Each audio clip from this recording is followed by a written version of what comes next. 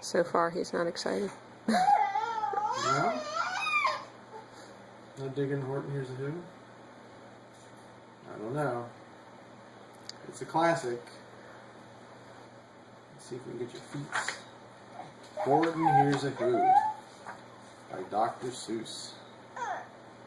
On the 15th of May, in the jungle of Nool, in the heat of the day, in the cool of the pool, he was splashing, enjoying the jungle's great joys, when Horton the elephant heard a small noise. That's Horton. You're staring at the blank page. You have a Horton Woogie in your room. That's true. You've got your very own Horton. So Horton stopped splashing. He looked toward the sound. That's funny, thought Horton. There's no one around. Then he heard it again, just a very faint yelp, as if some tiny person were calling for help. No? Woog is a tiny person calling for help. Woog, are you a tiny person calling for help? I'll help you, said Horton. But who are you? Where? He looked and he looked. He could see nothing there, but a small speck of dust blowing past through the air.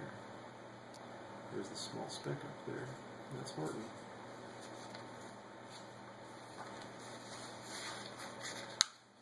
Oh, let me turn the page.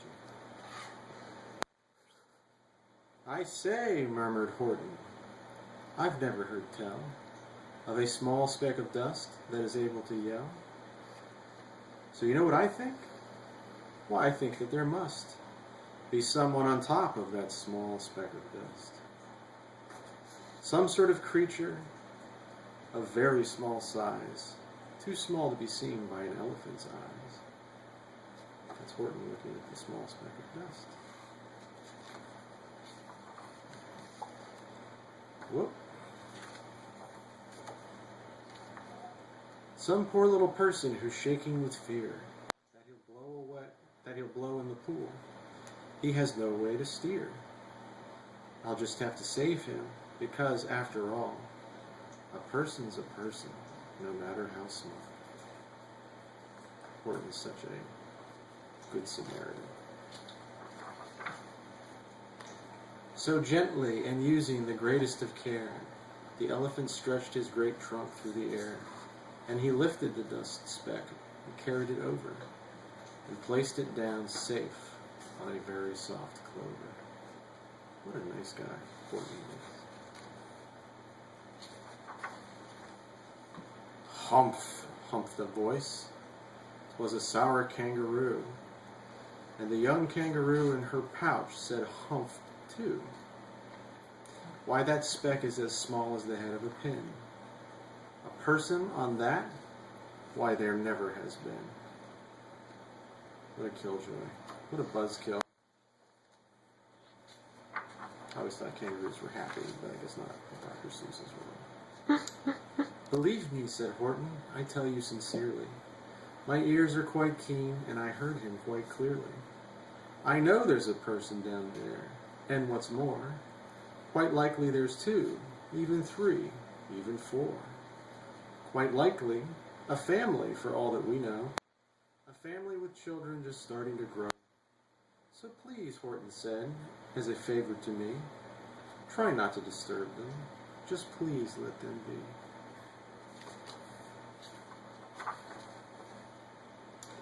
I think you're a fool, laughed the sour kangaroo. And the young kangaroo in her pouch said, me too. You're the biggest blamed fool in the jungle of Nool. And the kangaroos plunged in the cool of the pool. What terrible splashing, the elephant frowned. I can't let my very small persons get drowned. I've got to protect them. I'm bigger than they. So he plucked up the clover and hustled away. This Horton is too good to be true, right? Through the high jungle treetops, the news quickly spread. He talks to a dust speck. He's out of his head. And just look at him walk with that speck on that flower. And Horton walked worrying almost an hour. Should I put this speck down? Horton thought with alarm. If I do, these small persons might come to great harm.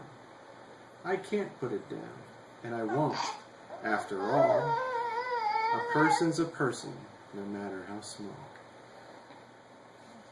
There's Horton, taking the speck through the jungle.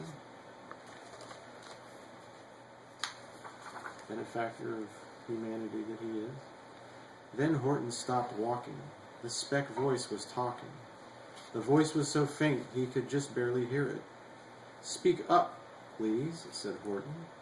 He put his ear near it. My friend, came the voice. You're a very fine friend. You've helped all us folks on this dust speck no end. You've saved all our houses, our ceilings and floors. You saved all our churches and grocery stores. Finally, Horton's getting some props right now. You mean? Horton gasped. You have buildings there too? Oh yes, piped the voice. We most certainly do. I know, called the voice. I'm too small to be seen. But I'm mayor of a town that is friendly and clean. Our buildings to you would seem terribly small. But to us, who aren't big, they are wonderfully tall. My town is called Whoville, for I am a Who. And we Whos are all thankful and grateful to you. And Horton called back to the mayor of the town, You're safe now, don't worry. I won't let you down. That's Whoville. It's pretty snazzy.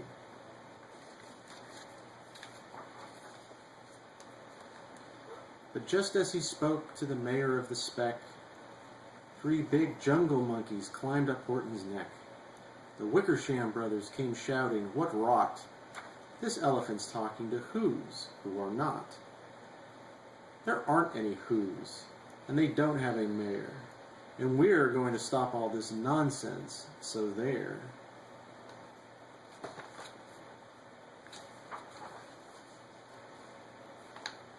They snatched Horton's clover. They carried it off to a black-bottomed eagle named Vlad of Vladikov, a mighty strong eagle, a very swift wing, and they said, Will you kindly get rid of this thing?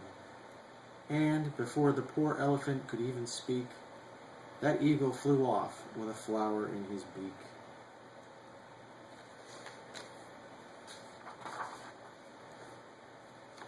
All that late afternoon and far into the night, that black-bottomed bird flapped his wings in fast flight, while Horton chased after with groans over stones that tattered his toenails and battered his bones, and begged, Please don't harm all my little folks, who have as much right to live as us bigger folks do. But far, far beyond him that eagle kept flapping, and over his shoulder called back, Quit your yapping.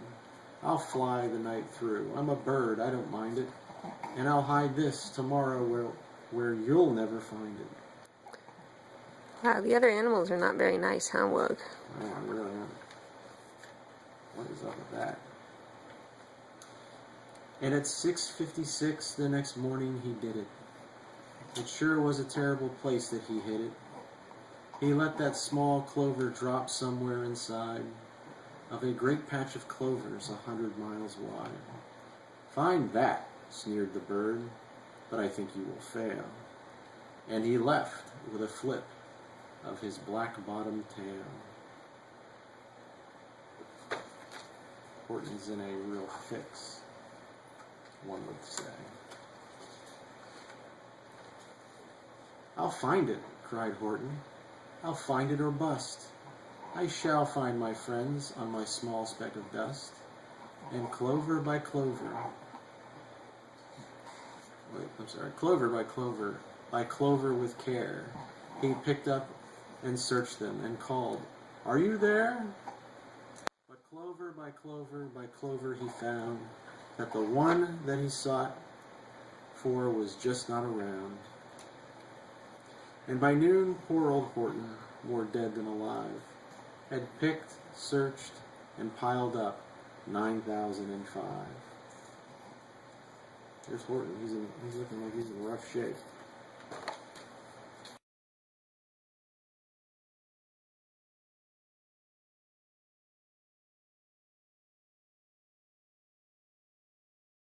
millionth flower. My friends, cried the elephant, tell me, do tell. Are you safe? Are you sound? Are you whole? Are you well? There's a lot of flowers there piled up. From down on the speck came the voice of the mayor. We've really had trouble, much more than our share. When that black-bottomed birdie let go and we dropped, we landed so hard that our clocks have all stopped. Our teapots are broken, our rocking chairs smashed, and our bicycle tires all blew up when we crashed. So Horton, please, pleaded that voice of the mayor's, will you stick by us who's while we're making repairs? Of course, Horton answered, of course I will stick. I'll stick by you small folks through thin and through thick. The Who's are really looking pretty industrious right now, trying to fix everything with that stupid bird. Well, your dad's not a particular fan of birds unless they're cardinals. Actually, cardinals are jerks. They're just pretty. Humph, humped the voice. For almost 2 days you've run wild and insisted on chatting with persons who've never existed. Such carryings on in our peaceable jungle, we've had quite enough of your bellowing bungle.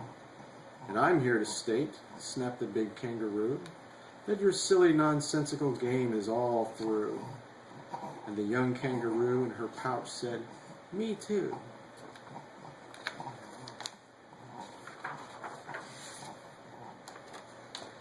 With the help of the Wickersham brothers and dozens of Wickersham uncles and Wickersham cousins and Wickersham in-laws whose help I've engaged, you're going to be roped, you're going to be caged.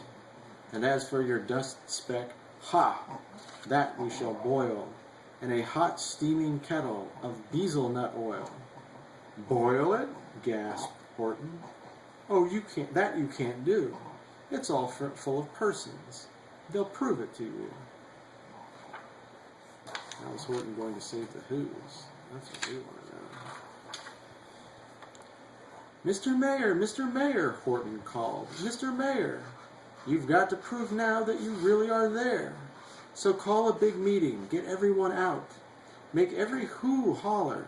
Make every Who shout. Make every Who scream. If you don't, every Who is going to end up in a bezelnut stew. Man, Horton's like, it's time to get your swerve on, Who's. And down on the dust speck, the scared little mayor, quick, called a big meeting in Whoville Town Square. And his people cried loudly.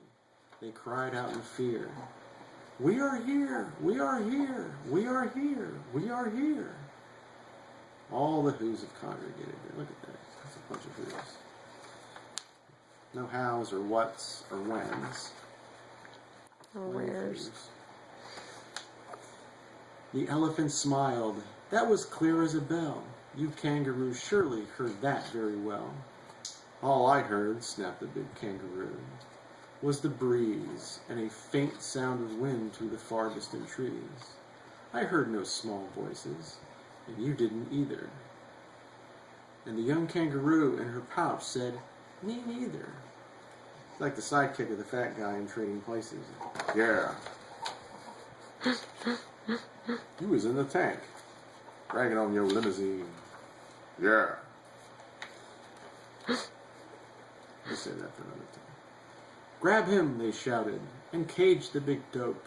Lasso his stomach with 10 miles of rope. Tie the knots tight so he'll never shake loose. Then dunk that dumb speck in the bezelnut juice. Horton fought back with great vigor and vim, but the Wickersham gang was too many for him. They beat him. They mauled him.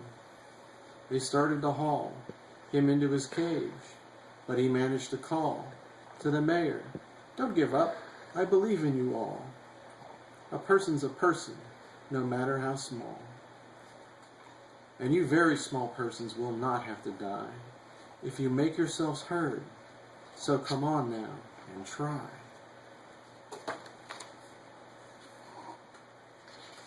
This is like a socialist parable. I was thinking it would go really well with queer theory, you know, or some of the gender stuff. Yeah. About, You know, Dr. Seuss. yeah. He and Lennon were not John. Anyway, the mayor grabbed a tom-tom. He started to smack it. And all over Whoville, they whooped up a racket. They rattled tin kettles. They beat on brass pans, on garbage pail tops and old cranberry cans. They blew on bazookas and blasted great toots, on clarinets, oompas, and boompas, and flutes. That's a lot of interesting Seussian instruments to be. I think Woog wants an Oompa now. Do you? Wait till we watch Willy Wonka. That'll be fun. Great gusts of loud racket rang high through the air. They rattled and shook the whole sky.